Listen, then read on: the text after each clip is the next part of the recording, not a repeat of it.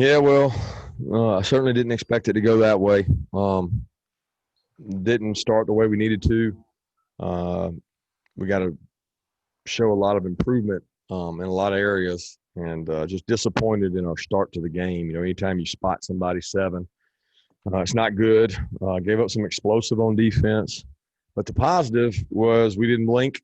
We got a very emotional team, and I thought in the locker room there were a lot of emotion shown, and you know, Tennessee's got a good football team. I got a lot of respect for Jeremy, his staff, how hard his kids play, how physical they play. They play a really good brand of football, as we do too. And you know, we've got to improve in our ability to execute and play with discipline and composure. And we didn't do that at all times of the day.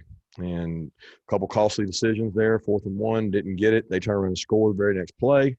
And then the touchdown for the half, leaving one out there, which could have been a huge backbreaker for them. Instead, it gives them huge momentum. So with that, I'll open it up. All right, let's take questions. I'll go two at a time. Let's start with Anthony Dasher and then Chip Towers. Hey, Coach, you mentioned that, the team was able to kind of answer the adversity, I guess we'll call it that, at halftime. I mean, is that something you've just kind of seen build throughout this team, throughout practice, to see that, hey, I've got a team that's able to do that? Well, I think we're a well-conditioned team, and I think our team has taken pride in the conditioning level. I think we've got a team that adjusts well. So if somebody's giving us trouble with something, we have answers. You know, we don't just continue to do the same thing if we're struggling with things. So I'm proud of the effort they came out with in the second half, the momentum the defense created, but we're not functioning. We're not executing at a high level, and that can cause problems. That's special teams. That's defensive execution on fastball exchanges. That's offensively getting lined up, getting in a formation, and getting a call, and that can be costly if you play a team that can capitalize on it. Chip Towers. Coach, I just got to ask about you the two 4th and short calls. Obviously retrospectively, I was surprised you went for them at the time. I just can you just address those and obviously the defense played great to make it all stand up. Yeah, Chip. If you don't go for it on 4th and 1 at the goal, what are you telling your team? I mean, really, that decision was made long ago. So 4th and inside the 1 on the last play of the half, that decision was made for me probably 20 years ago. It's just who I am, what I believe, and philosophically, I don't really care what the score is. That's just what I believe. Let's go to Dean Legge and then Mark Weiser. Right on top of that, Kirby, I want to ask you about your appetite for risk. You said you developed this over the last 20 years. Have there been moments in your coaching career that you said, hey, listen, sometimes you just have to go for it whether you make it or not? I wouldn't say that. It's not. I don't look at it. You look at 4th and 1 as appetite as risk. I don't. I look at it as law of percentages. Say you're going to make more than you don't. And that's disappointing. We didn't. I'm probably more frustrated with the other one, the first one there, where we tried to hard count them and draw them off and didn't get it. But I still feel like with our offensive line, we should be able to get a foot. They did. They did against a pretty good defensive line. They got a foot. They got a foot twice. I feel like we should be able to do that, and we didn't execute it, so that falls on me. So I'm not second-guessing the decision. I leave that to you guys. If I could go out there again today, I'd do it again. I'd do it again. I'd do it until I couldn't do it anymore unless somebody could guarantee me we weren't going to make it. Mark Weiser. Hey, Kirby, I want to ask you about Lesney in terms of his range. When did you all know, in the preseason that he had the leg that he does? I mean, or did you already know that before the season? No, we kicked more field goals this year, Mark, than I've ever kicked in my entire life. We kicked so many field goals. I got sick of kicking field goals. So I knew what he could do because we had the longest field goal competition I've ever seen in my life. And he won that competition. So like I told you a long time ago, he was tried and tested and battle tested long before he ever hit that field. So he's got a strong leg. I would appreciate it if he could keep his kickoffs in bounds because that's a killer. But he made up for it after the dumb penalty we had when he kicked it deep right and put it in the end zone. That was a huge play in the game. Let's go to Jake Rowe and then Jed May. Hey, Kirby, I wanted to ask you about that little exchange there at the end of the first half. Sorry, not in the first half, the start of the second half. Your defense comes up with two massive plays. Offense kind of goes in reverse more than anything. What was kind of your thinking there? Your message, was it just kind of a keep chopping thing, or was it, kind of a shake your head type moment? How did you look at that, and how did you, talk to the team about it? Well, I didn't talk to the team about it. I talked to the offense about it. I was just disappointed. I told the team after the game, we come out, gain all momentum back, and then we let them get momentum back by holding us to a field goal. Got a chance to put somebody away. That's what good teams do, man. They get momentum and they just run with it. And we didn't do that. We didn't execute well. We couldn't run the ball in those series. We're trying to wear them down and run the ball a little bit. Couldn't do that. We just didn't execute. We actually self-destructed, went backwards like you referenced, offensive pass interference, holding, chop, I don't even remember what they were. It just was not in forward. It was in reverse. And, that's not what good teams do. And we can be a really good team offensively. We can, if we don't shoot ourselves in the foot. Hey, Kirby, staying on that second half theme, what did you see change for the defense coming out of the locker room? And what is it about that group that, can sort of allow them to take over a game sometimes after halftime? Well, we executed better. We made some changes at halftime. Coach Channing was doing a good job. I mean, look, guys, it wasn't like they were dominating the first half, okay? I'll look at it play by play. All right, we snap one over the head and give them 7. All right, they're not running the ball real well. They throw a deep touchdown pass after a bad call by me on 4th and 1, so they hit another touchdown. Okay, then they beat a guy, and they were one-on-one out there on the outside, and it was a 50-50 ball that we lost, and the receiver made a hell of a play, and the quarterback made a hell of a throw. Sometimes you give them credit for what they threw, and it was not a lack of execution. It wasn't a lack of toughness. It wasn't a lack of pressure. It was a good throw, a good catch. And halftime we just talked and said, hey, let's do something different. Let's maybe not let them, take that risk and throw it over our head, because that may be their only chance to win. And we did a better job in the second half. Let's go to Seth Emerson and then Paul Newberry. Kirby, for the offense, should you look at it as there's a rhythm to the play calling the whole game? The idea is, you have a pretty good defense, so you don't want to score, or you don't need to score a touchdown every drive. You finish strong the way you guys have. Or do you look at it as it's concerning because the defense may not do what they do or what they've done today in Arkansas and Auburn? No, I don't. I mean, I play complimentary football. So, I mean, I want to score every time we get the ball. I don't want to be conservative and kick field goals. There's several of those field goals I would have loved to have gone for it if it was 4th and 1 or 2, but they were long. They were 4th and 8, 4th and 9, 3rd and 30 or something. I mean, you don't function that way. So I don't look at it as, we're going to play behind our defense. I mean, if I was going to play behind the defense, I'd kick a field goal on 4th and 1 before the half. I look at it as we need 7. And to be the team we want to be, we need to be explosive offensively. And in order to get where we need to be offensively, we have to improve. We have to improve. People are going to score points in college football, guys. I mean, they're too good. I mean, the really good teams, they score points. And defensively, hopefully we can continue to get better. Offensively, hopefully our guys will buy into, if they do the little things right, they can be good. Kirby, you talk about the defense. I know you don't like to compare from year to year, but how good is this unit, and what stands out about them to you? Well, stands out is they have a camaraderie about them. They take pride in being good, and they don't have a bunch of prima donnas. I mean, everybody puts sweat in the bucket, and there's a lot of guys contributing on defense. So the atmosphere that's created on defense here is just we're not letting them score. We're not going to let them in, and they hold everybody accountable. And hey, they did score today. They scored 2 touchdowns, but at the end of the day, they were really good throws against pretty good corners. Okay, let's go to Mike Griffith and then Augusta Stone.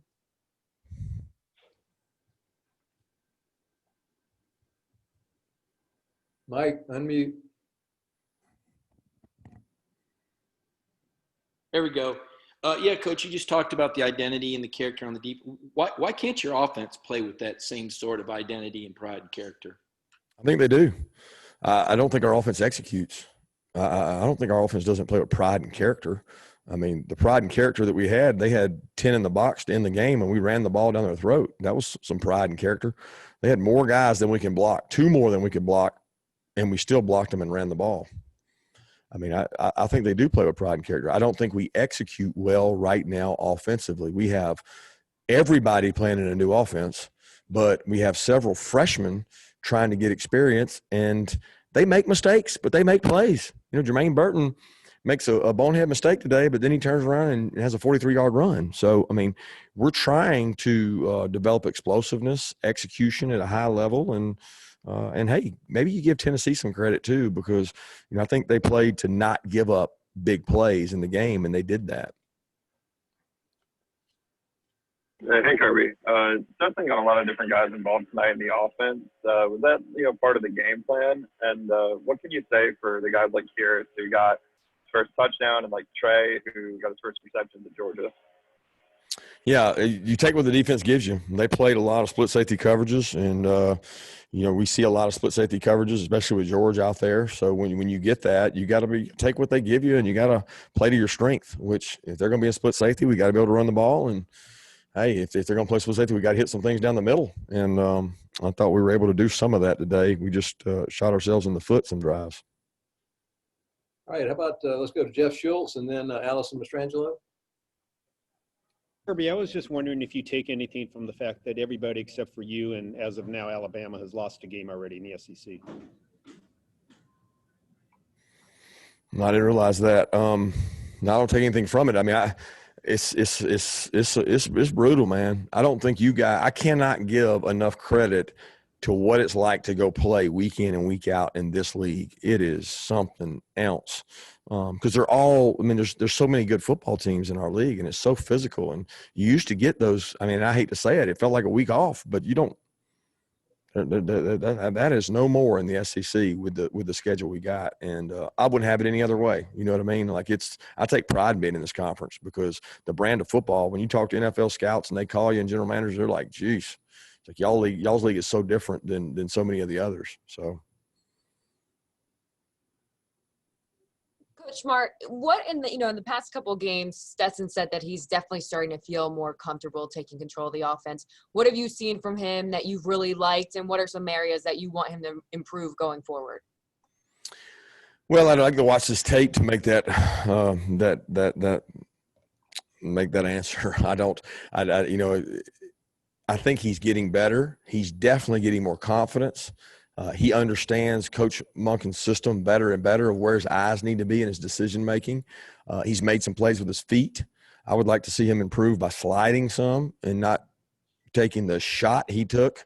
But he's a competitor. He's always been that way, and we got to continue to help him and kind of play complementary football. We got guys running that can help him, but if we can't get lined up and execute at a high level, it makes it hard. Let's go to Maria. Do you have a question? And then Mark Bradley, see if you have one. Hey, Coach. You started by saying that this team is, an emotional team and you want them to play with a little bit more discipline. How agitating is it for you to watch an unsportsmanlike conduct penalty go down, especially when it's someone as talented as Pickens? That's just disappointing. It's silly behavior. It's immature. It's just like two guys running down to celebrate with Jalen Carter. I mean, that cost us a Tennessee game already once. I mean, what are we thinking? We show that once a year to talk about when your buddy scores, celebrate on the sideline with him. When somebody comes out of bounds and you squirt water at them, what are we? Are we 7, 8 years old? I mean, come on, let's play football. Let's don't be silly. Mark Bradley, do you have a question? No, but I do have an observation. Kirby, I would have gone for it on 4th down at the end of the half, just so you don't think we're all together. Thank you, Mark. I want you to know that analytics would have absolutely slaughtered me for kicking a field goal to chance to get 7 over 3. That is, especially in a game that was shaping up to be high scoring. I mean, come on, let's be honest. Now they might not agree with me on the 4th and 1 and the other part of the field. I know my dad will be mad at me for that. Punt the ball, play defense, but got suckered into that one. All right, Thanks. we got just a couple more minutes here. Anybody want to jump in? Hey, with Alabama next week, how quickly do you and your staff sort of turn your attention to them, even after coming off a pretty big win over Tennessee? Same as we always do. I mean, I'll be up first thing in the morning, watch this tape, figure out how we can get better. You know, a lot of people brush this game off and try to go to the next one. You can't do that because what are they going to watch all week? They're going to watch our tape deeper than we're going to watch our tape. You know, when you go in and just watch tape and move on, they're watching your tape Sunday to Friday. So you better watch it and try to anticipate what they're going to see. Hey, Kirby, I wanted to ask you about Kendall Milton and his performance. What type of growth have you seen in him over the last few weeks?